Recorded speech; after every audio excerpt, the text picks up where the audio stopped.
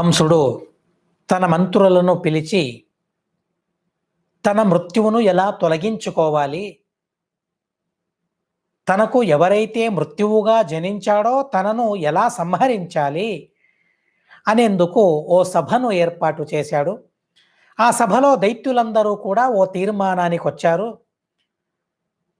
భగవంతుడంటే ధర్మం, ధర్మాన్ని నాశనం చేసినట్లయితే భగవంతుణ్ణి నాశనం చేసినట్లవుతుంది అని ఆలోచించి బ్రాహ్మణులను, సాధువులను, వేదాలను, ధర్మాలను, యజ్ఞయాగాదులను నాశనం చేయడం ప్రారంభించారు. అందులోనూ అప్పుడే పుట్టిన పిల్లలు, 10 రోజుల లోపు పిల్లలు, ఆ పసిపిల్లలు ఎవరైతే ఉన్నారో ఆ పసిపిల్లల్ని కూడా చంపేందుకు ఆజ్ఞాపించమని ఆ దైత్య మంత్రులు చెప్పిన తరువాత కంసుడు అలాగే చేయండి అని సంతోషంతో ఆదేశాన్ని ఇచ్చాడు. శుకాచార్యుల వారంటారు, నందస్త్వాత్మజ ఉత్పన్నే జాతాహ్లాదో మహామనాహ ఆహూయ విప్రాన్ వేదజ్ఞాన్ స్నాత శుచిరలంకృత. నందుడు కొడుకు పుట్టిన తరువాత ఏం చేశాడు? జాతకర్మ, నామకరణం చేయాలి. ఆ సందర్భంలో బ్రాహ్మణులకు దానం చేయాలి. కనుక తన కొడుకు పుట్టిన తరువాత నాలచ్ఛేదనం చేయడం కన్నా ముందే దానం చేయాలి. నాలచ్ఛేదనం చేసిన తరువాత దానం చేయడానికి అధికారం ఉండదు.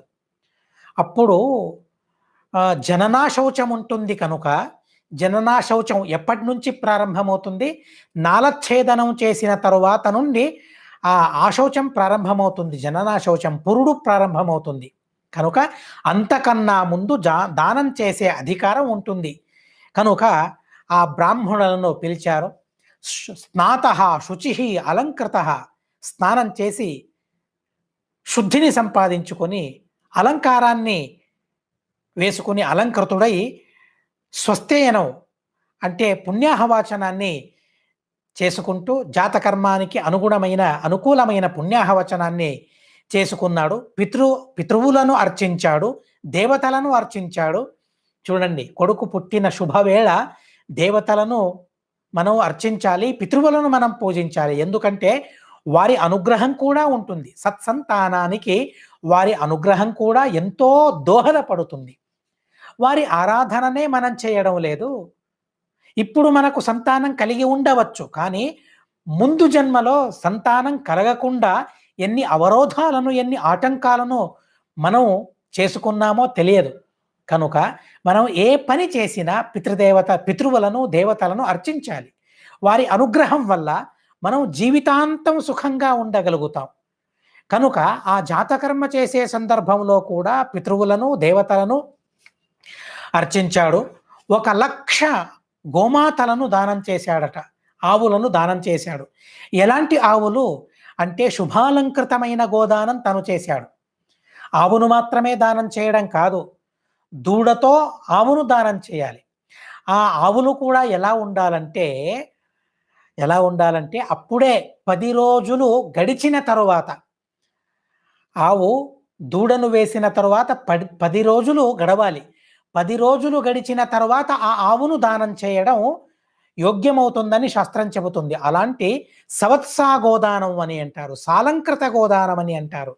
అలాంటి సాలంకృతమైన సవత్స గోదానాన్ని 1,00,000 గోవులను తను బ్రాహ్మణులకు దానం చేశాడు.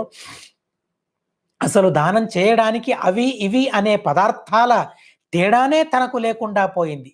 వజ్రాలు, వైడూర్యాలు, బంగారు పదార్థాలు ఇలా 1, 2 సంతోషంతో తను దానం చేస్తూ ఉన్నాడు. ఎంత దానం చేసినా తనకు కలిగిన సంతోషాన్ని తను పోల్చుకోలేకపోతూ ఉన్నాడు. ఈ సంతోషం దేనికి పోల్చుకోవాలి? ఎంత దానం చేసినా తన సంతోషం తగ్గడం లేదు, తరగడం లేదు. అంతటి ఆనందాన్ని తను అనుభవించాడు. అనుభవించి విచిత్రంగా, శుభ్రంగా తను దానం చేస్తూ ఉన్నాడు.